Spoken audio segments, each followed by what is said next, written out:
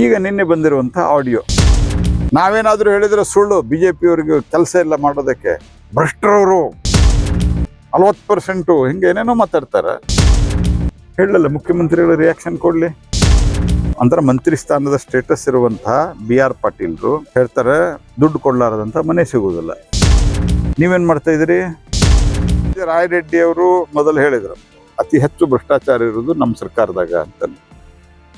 ಅದಾದ ನಂತರ ಈಗ ಆಡಿಯೋ ಹೊರಗೆ ಬಂದದು. ಇಲ್ಲಿನ ನಿಮ್ಮ ಅಂದ್ರೆ ಉತ್ತರ ಕರ್ನಾಟಕ, ಇಲ್ಲಿನ ಅಂತಂದ್ರೆ ಇಲ್ಲಿಂದ ಅಂತ ತಿಳ್ಕೊಬೇಡ್ರಿ, ಉತ್ತರ ಕರ್ನಾಟಕದ ಅನೇಕ ಶಾಸಕರು ನಮಗೆ ಅಭಿವೃದ್ಧಿಗೆ ದುಡ್ಡಿಲ್ಲ, ಭ್ರಷ್ಟಾಚಾರ ನಡೆದದ ಅಂತ ಹೇಳಿದ್ದಾರೆ.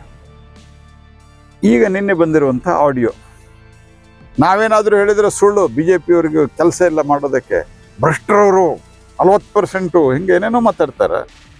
ಹೇಳಲ್ಲ ಮುಖ್ಯಮಂತ್ರಿಗಳು ರಿಯಾಕ್ಷನ್ ಕೊಡಲಿ. ನಿಮ್ಮ ಮಂತ್ರಿಗಳು ಅಂದ್ರೆ ಮಂತ್ರಿ ಸ್ಥಾನದ ಸ್ಟೇಟಸ್ ಇರುವಂತಹ BR ಪಾಟೀಲ್ರು ಹೇಳ್ತಾರೆ ದುಡ್ಡು ಕೊಡ್ಲಾರದಂತ ಮನೆ ಸಿಗುವುದಿಲ್ಲ. ನೀವೇನು ಮಾಡ್ತಾ ಇದ್ದೀರಿ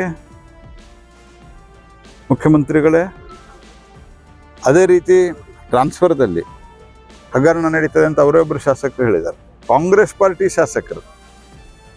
ಹೀಗಾಗಿ ಭ್ರಷ್ಟಾಚಾರ 60% ಸರ್ಕಾರ ಅಂತ ಕಾಂಟ್ರಾಕ್ಟರ್ ಹೇಳಿದ್ದಾರೆ. ಮತ್ತು ಕಾಂಗ್ರೆಸ್ ಪಾರ್ಟಿ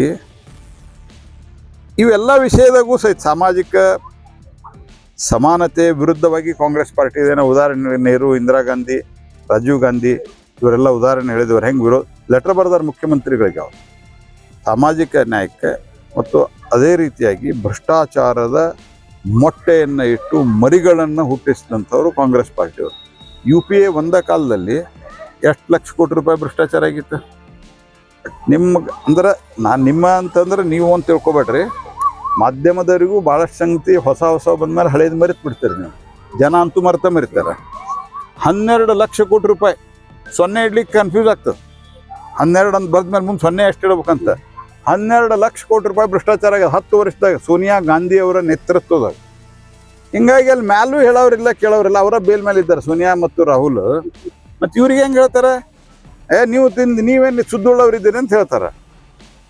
ಹಾಗಾಗಿ ಕಾಂಗ್ರೆಸ್ ಪಾರ್ಟಿಯವ್ರಿಗೆ ಮ್ಯಾಲೂ ಹೇಳೋರಿಲ್ಲ, ಕೆಳಗೆ ಇವ್ರು ಬಂದಿರೋದ ಇದನ್ನ ಮಾಡಲಿಕ್ಕೆ. ಮ್ಯಾಲಿನವ್ರು ಅದನ್ನ ಮಾಡ್ಯಾರ, ಕೆಳಗಿನವರು ಇದನ್ನ ಮಾಡ್ತಾರೆ. If you like this video ಬೇಗ ಲೈಕ್ ಮಾಡಿ, ಕಾಮೆಂಟ್ ಮಾಡಿ, ಶೇರ್ ಮಾಡಿ ಹಾಗೂ ಯೋಯೋ ಟಿವಿ ಕನ್ನಡವನ್ನು ಸಬ್ಸ್ಕ್ರೈಬ್ ಮಾಡಿ.